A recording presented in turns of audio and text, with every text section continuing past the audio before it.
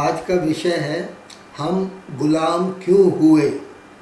और गुलामी भी एक तो साल की नहीं, 1000 साल किसी भी देश को इससे बड़ी शर्मिंदगी कोई नहीं हो सकती। इतिहास से सबक सीखना किसी ने सीखा ही नहीं। अगर इतिहास से सबक हमने सीख लिया होता तो ये दिन देखने नहीं पड़ते। हुआ क्या था भी, फूट जो तब भी थी आज भी चल रही है। क्या था भी, राजा लोग आपस में बटे हुए थे, जातियां आपस में बटी हुई थी और सब एक दूसरे का मुंह देख रहे थे। और बाहर वाले आके थोड़े से लोग हमारे इतने बड़े देश को बर्बाद करके चले गए, लूट के चले गए। और क्या हमारे साथ नहीं हुआ, बड़ी बड़ी कुर्बानियाँ हुई, लेडीज़ के साथ अत्याचार हुए। और ये देश ऐसा रहा भी, दुनिया ने लूट लूट के ऐसा कमज़ोर कर दिया भी हम शर्मसार थे सारी दुनिया में। ये पुरानी बात तो है ही है भी, राजा महाराजा क्या करते थे, आज के नेता क्या करते हैं। आज के नेता भी आपस में बटे हुए हैं, वो देश हित की बात कोई सोचता ही नहीं। सिंपल उनको ये है भी मैं इसको कैसे गिराऊं, अपनी लाइन कोई लंबी नहीं करता, दूसरे की लाइन काटने में लगे हैं। तो उसके बाद बताइए भी आप कैसे जो है ये देश तरक्की करेगा। सारी दुनिया हमारे ऊपर डोमिनेट कर रही है।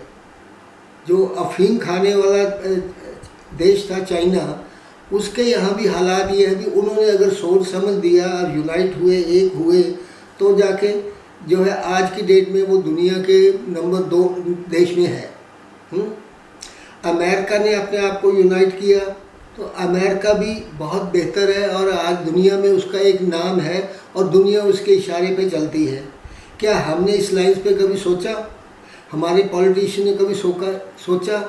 इतना मतलब उनके अहंकार भरा हुआ है भी, जो कुछ हूँ मैं हूँ और मैं कब दूसरे को नीचे गिरा सकता हूँ या बुरा बन सकता हूँ। इस देश का नुकसान हो जाएगा, मेरा जो है छोटा सा फ़ायदा होता है, 1000 रुपये का मैं देश का 1 लाख रुपये का नुकसान कर दूँगा।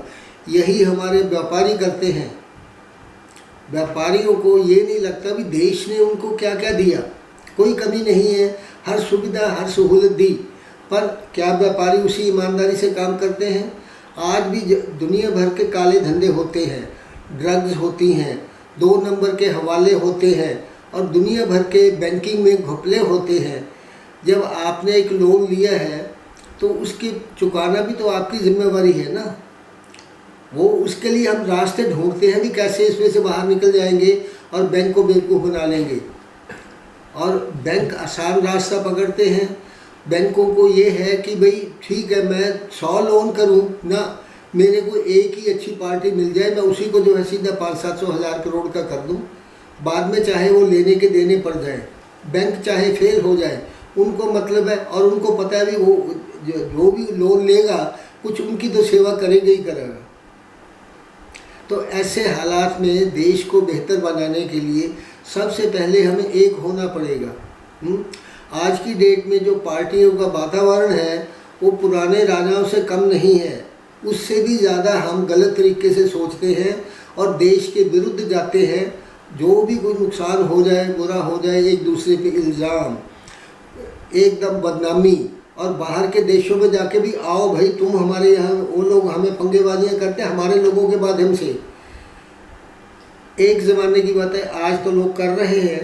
पुराना याद करो, जब लड़ाई हो रही थी राजपूतों की, तो दोनों तरफ से, मुग़लों की तरफ से भी और हिंदुस्तान की तरफ से भी, सारे जो राजपूत ही लड़ रहे थे ना, और राज वो कर रहे थे। हमने आपस में ही लड़ लड़ के एक दूसरे की गर्दनें काट के इस देश को बर्बाद किया है। जिम्मेदार हम हैं, कोई बाहर वाला नहीं था। किसी बाहर वाले की हिम्मत नहीं थी। चाहे बाबर आया, कुछ 1000 लोग लेके आया था और जो है उन्होंने आके जो है राज किया। क्यों किया? क्यों किया कि हमारे अपने लोग बटे हुए थे, हम ही जाके उनको जो है सारी बातें बताते थे और वो उसका फ़ायदा उठाते थे। तो देश का एक होना बहुत ज़रूरी है।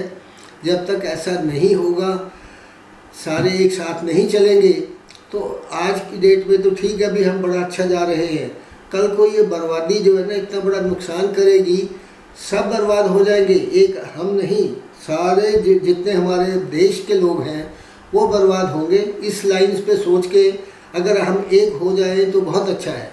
Thank you.